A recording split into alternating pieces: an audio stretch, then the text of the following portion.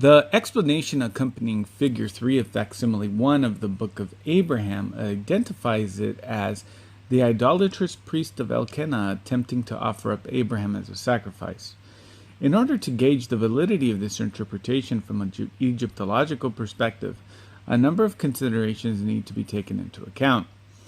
The first issue to resolve is the matter of the lacunae or missing pieces in the original papyrus fragment. As printed in the March 1st, 1842 issue of the Times and Seasons, Figure 3 is shown as a standing figure with a bald head and a drawn knife.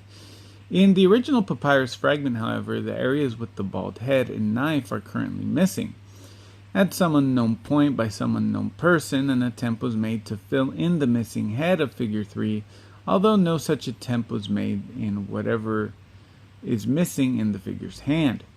Determining whether the figure in the original papyrus is actually represented in Facsimile 1 is important, as it may affect the interpretation of the figure.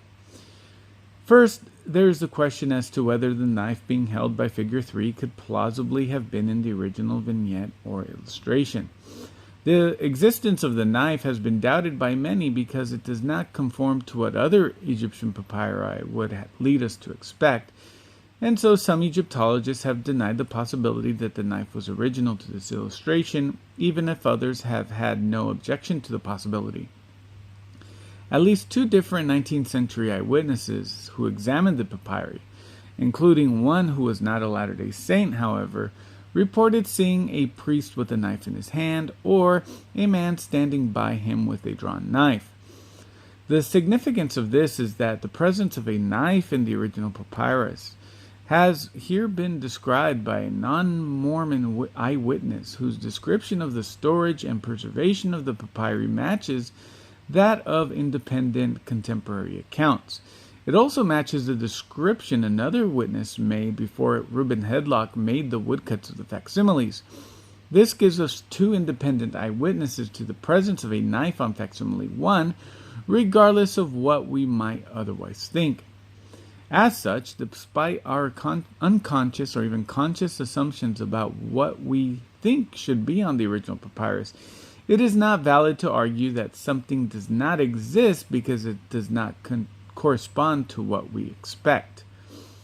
Furthermore, the crescent shape of the knife in Figure 3's hand is consistent with the shape of ancient Egyptian flint knives, which were used from prehistoric times to the Middle Kingdom and thus Abraham's day, in, among other activities, ritual slaughter and execration rites.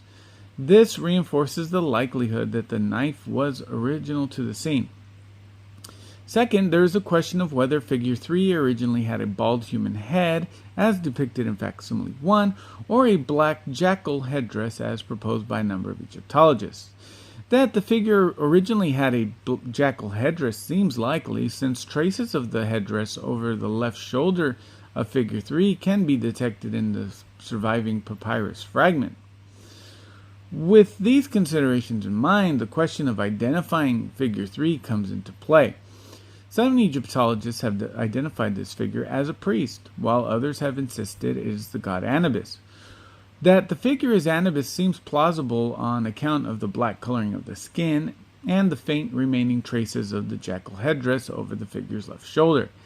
However, without a hieroglyphic caption for this figure, this identification should be accepted cautiously, as Anubis is not the only jackal-headed black-skinned figure attested in Egyptian iconography.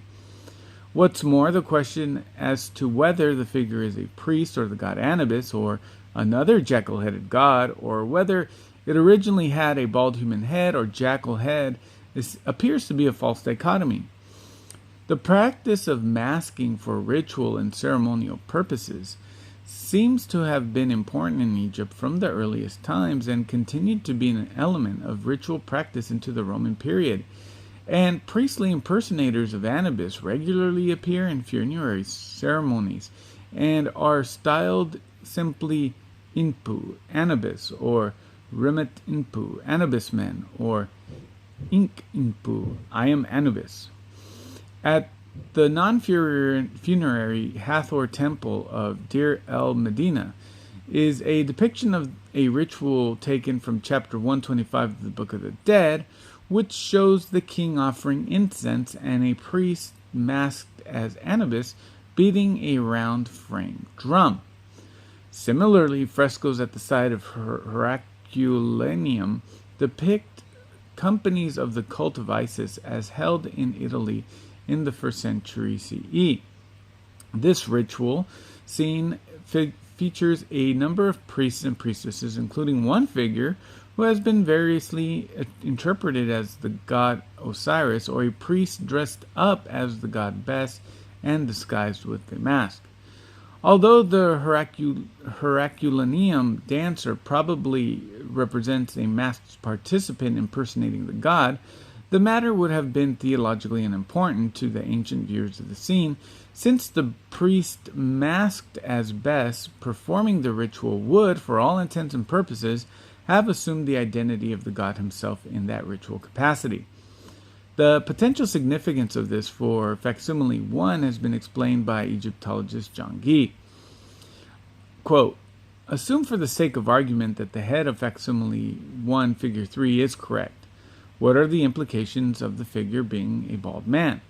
Shaving was a common feature of initiation into the priesthood from the Old Kingdom through the Roman period, since complete shaving of the head was another mark of the male Isaic votary and priest. The bald figure would then be a priest. Assume, on the other hand, that the head of Facsimile 1 figure 3 is that of a jackal. We have representations of priests wearing masks, one example of an actual mask, literary accounts from non-Egyptian and Egyptian priests wearing masks, and even a hitherto unrecognized Egyptian account of when a priest would wear a mask.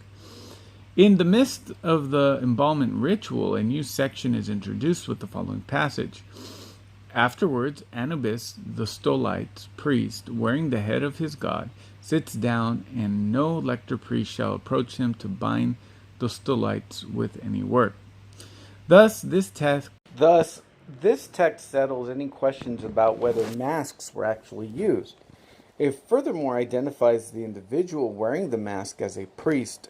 Thus, however the restoration is made, the individual shown in Facsimile 1 figure 3 is a priest, and the entire question of which head should be on the figure is moot so far as identifying the figure is concerned. The entire debate has been a waste of ink. End of quote. The leopard skin robe worn by figure 3 would also be consistent with identifying this figure as a priest, specifically a class called the Sem priest, who is recognizable by his leopard skin robe and certain hairstyles. Interestingly, and perhaps significantly for Joseph Smith's interpretation of Facsimile 1, the ritual clothing of the Sem priest had a clear connection to the god Anubis defeating chaos and evil, personified as the god Set, through violence. Papyrus Jumilhak, dating to the Ptolemaic period, attempts to explain the significance of the leopard skin through a myth that relates the misdeeds of the god Seth, as told in the papyrus. Seth attacked Osiris and then transformed himself into a leopard. The god Anubis defeated Seth and then branded his pelt with spots. Hence, the robe commemorates the defeat of Seth. Also, in Papyrus Jumilhak, Anubis transforms himself into a giant snake and brandishes 2 flint knives. Even if some issues concerning the accuracy of both the artwork and the copying of Facsimile 1 remain unanswered at the moment, issues which unfortunately are routinely clouded by shifting the responsibility of the artwork from the engraver Reuben Hedlock to Joseph Smith without adducing any evidence to identify a particular individual with the responsibility for the restorations, the identification of this figure as a priest is not outside the realm of possibility from an Egyptological perspective.